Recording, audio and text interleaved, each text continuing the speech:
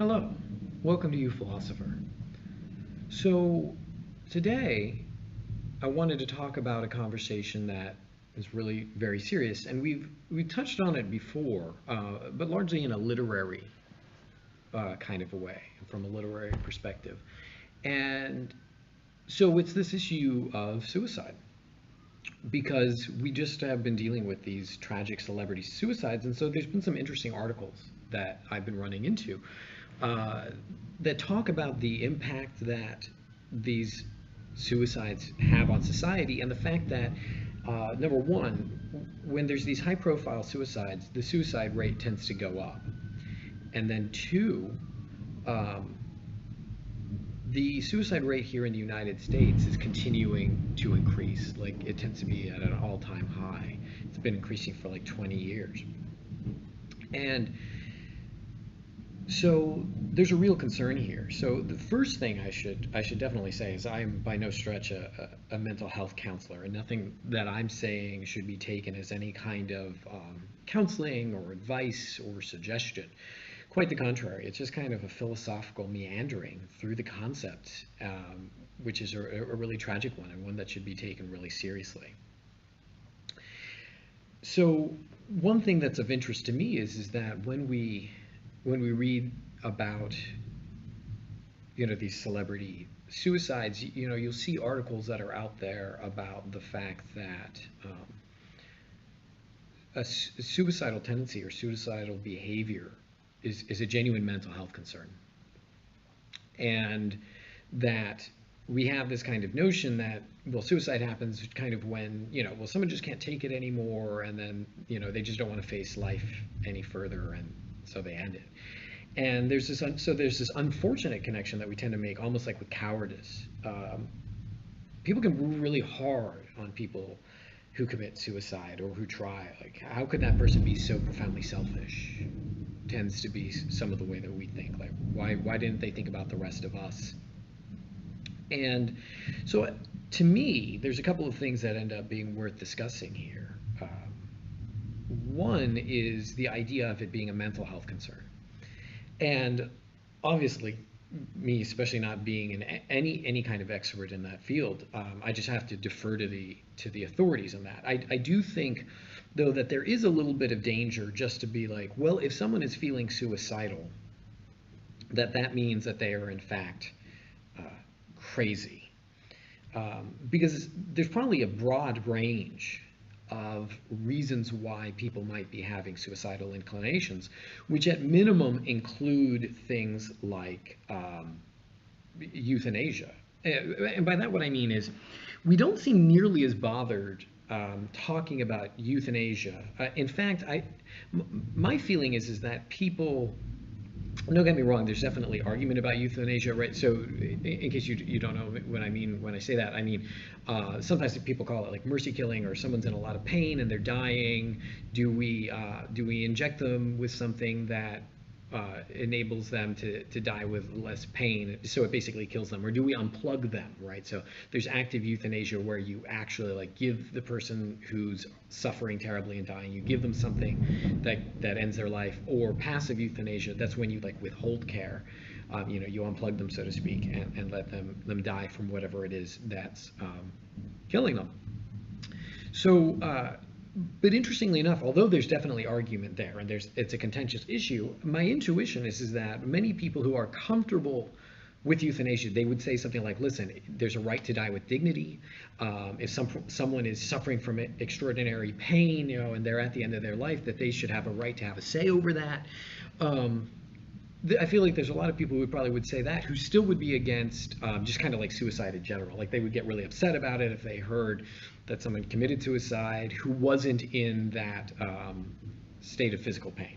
So the point being is one thing I think we should have to note is that just the state of physical pain alone can make someone want to cease to be in that experience, which may mean dying. I mean, I remember once in my youth having like waking up in the middle of the night with this like terrible, terrible toothache. And I was just in agony. I mean, I could just like only just lay there on the floor. I didn't even have the presence of mind to like take aspirin. It was just too painful. I couldn't move. And the only thing I could think of is like, if I could actually make myself move, I would try and end my life. Because the only thing you can kind of see is the need for the pain to end. Now, so I guess part of my concern when we just view suicide as this like mental health concern, well, these people are just crazy, they just need to be fixed in some way, is the realization that mental pain, the pain of emotional anguish and pain of physical, like, a toothache or something like that, are actually much closer than we tend to think. In fact, and I'm sure I've mentioned this, you can take like aspirin to help reduce emotional pain a little bit. At least some studies seem to suggest this. Because the neural firings that are causing us to suffer in that way are very similar. So it is a little strange to me that so many of us are comfortable saying that if someone is in unending physical pain, that they have a right to end their life, but we're not willing to say the same thing about emotional pain. And that speaks to me about two things. One that seems reasonable and one that's probably unfair. The reasonable one is that obviously one of the main issues when it comes to suicide is simply the issue of the transient nature of our emotional pain. Like usually we're more comfortable with something like euthanasia, if we are comfortable with the idea, is because like the person isn't going to get better, they're definitely dying of this, their pain isn't going to abate, so we view it as like the only option.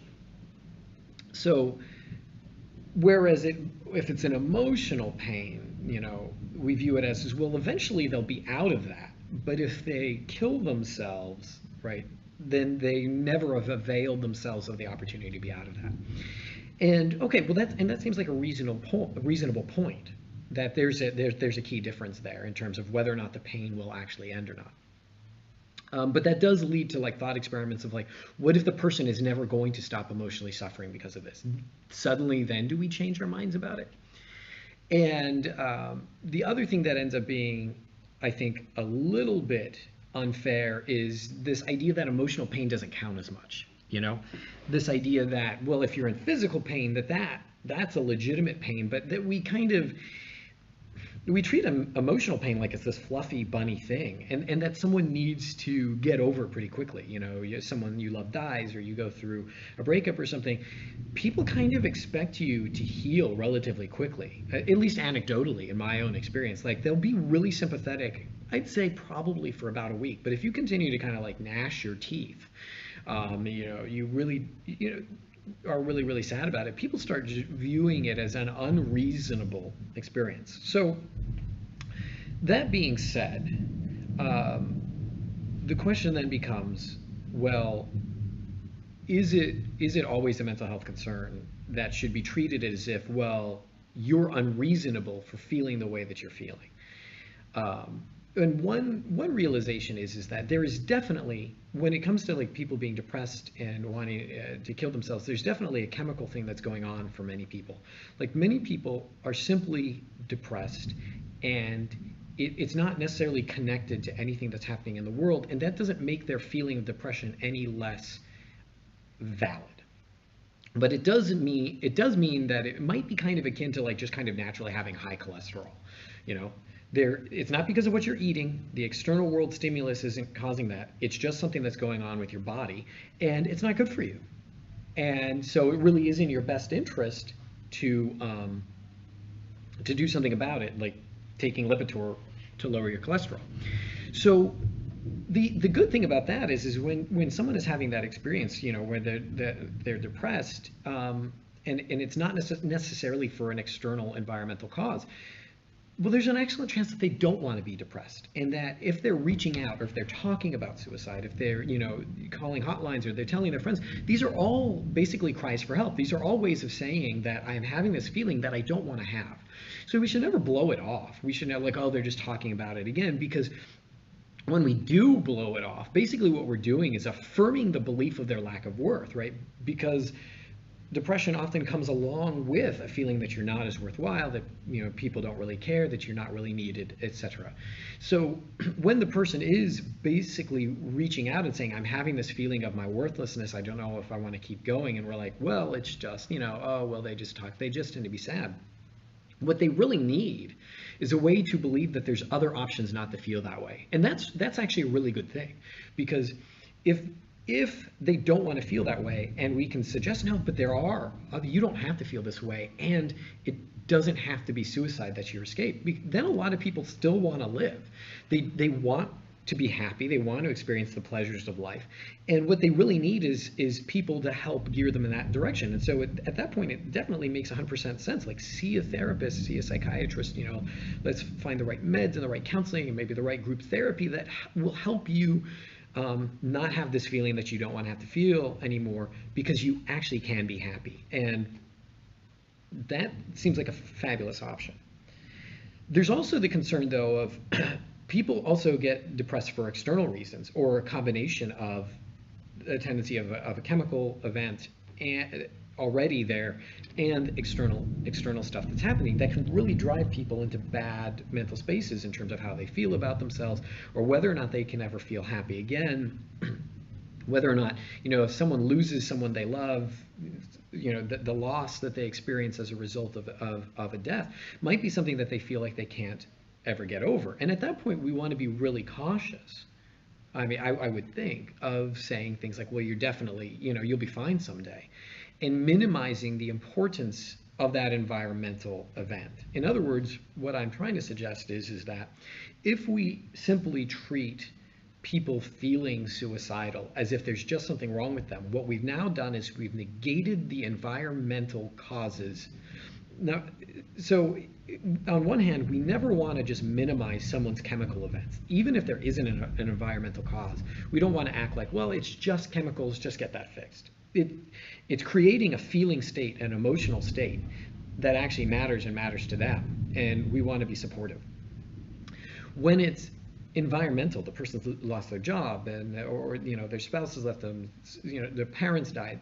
When they're dealing with those issues, the tendency to kind of go, well, like, you're going to get over this, you're feeling suicidal is just this mental health problem that you're having,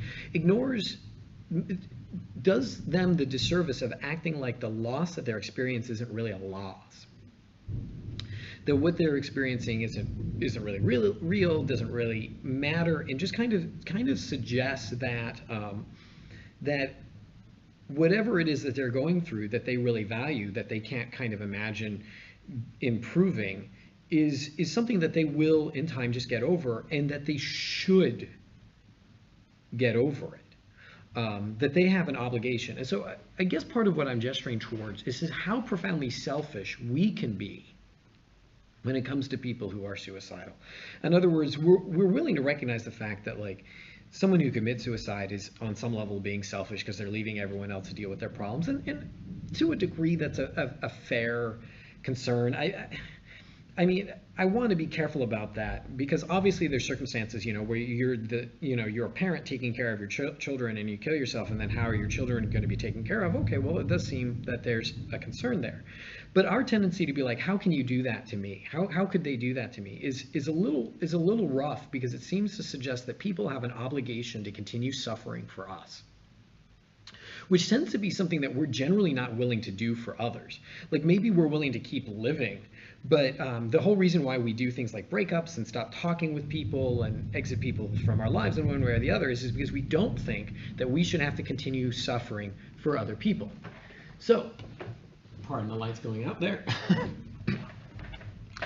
To say to someone like, well, you're just being selfish by thinking about these suicidal things, is likely only to make them feel even worse about themselves, and make them feel like they're being a bad friend, and only likely to make them feel like they have people that they can't be honest with about their feelings, that they can't come to when they're having this dangerous thought, and may even drive them to greater depression. Like, I'm so selfish, like, I'm a parent taking care of my kids and I'm thinking about killing myself. What kind of selfish monster am I? And what they really need is love and support. And so what we do is we turn our own selfishness, like, I don't want to have to live without you. I don't want to have to deal with the guilt and pain of you leaving. I don't want to have to be missing you. So I'm going to make you feel selfish about the fact that you're thinking about exiting. And so the comedy of it is that instead of kind of really reaching out to people, I think, at least in some cases, and letting them know, you know what, I'm here to support you, and I love you, and I care about you.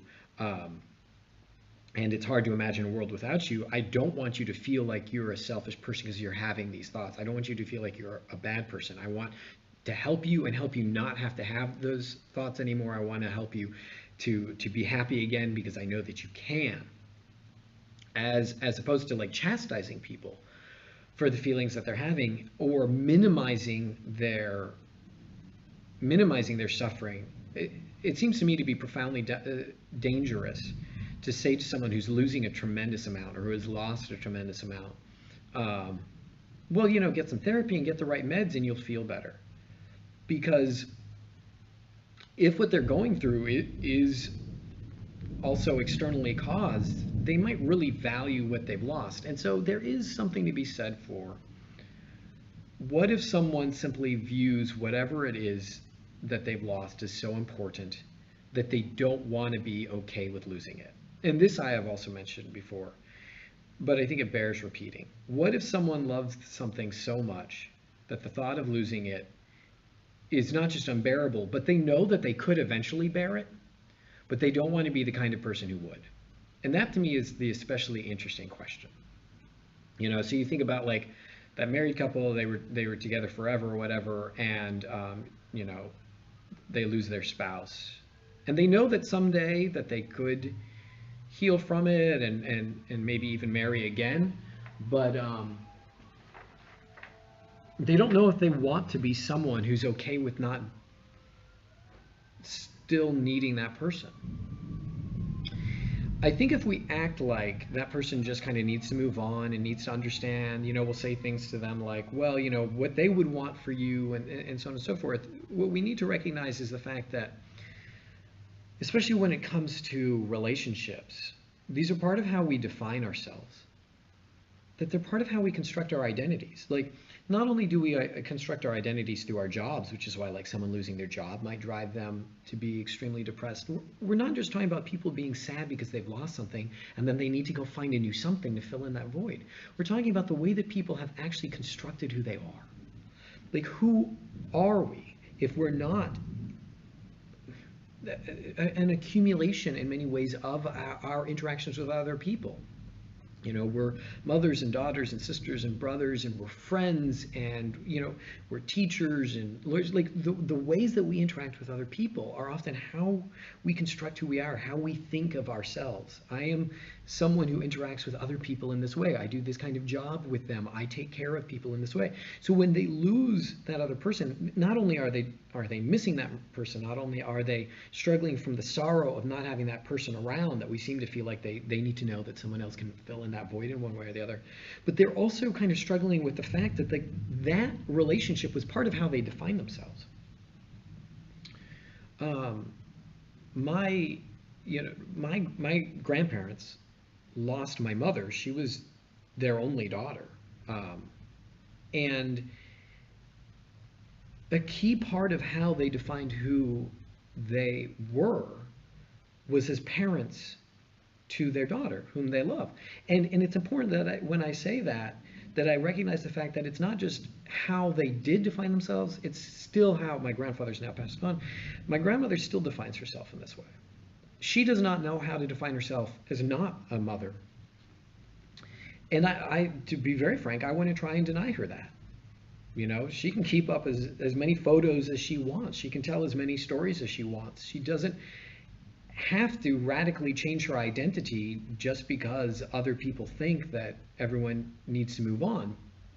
Because it not only is it profoundly selfish to be like, well, you're being sad makes me feel sad, but the idea that, like, what if someone just really likes who they are as that person?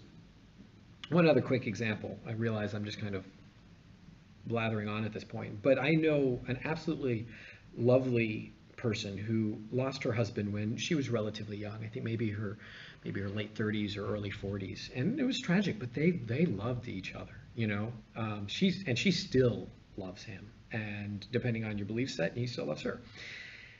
And being a very personable and friendly and just lovely woman, people be like, well, when is she gonna move on? When is she gonna do that? And she still wears her wedding ring, and she's still, it's been like a decade now.